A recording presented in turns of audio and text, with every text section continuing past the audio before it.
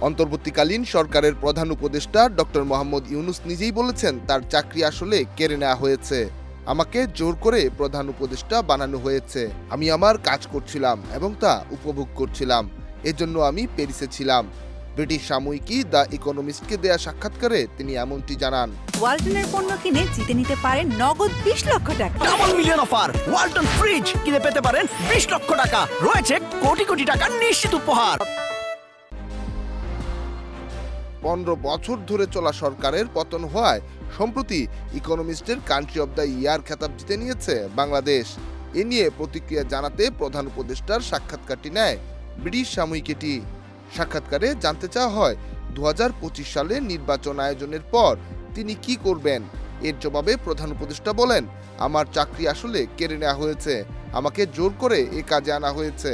আমি আমার কাজ করছিলাম এবং তা উপভোগ করছিলাম, আর এই জন্যই আমি প্যারিসে ছিলাম। সেখান থেকে আমাকে টেনে আনা হয়েছে অন্য কিছু করার জন্য।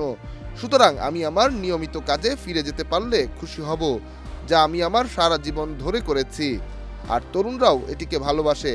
সুতরাং আমি আমার সেই দলে বা আন্দোলনে ফিরে যাব, যেটি আমি সারা বিশ্বে তৈরি করেছি।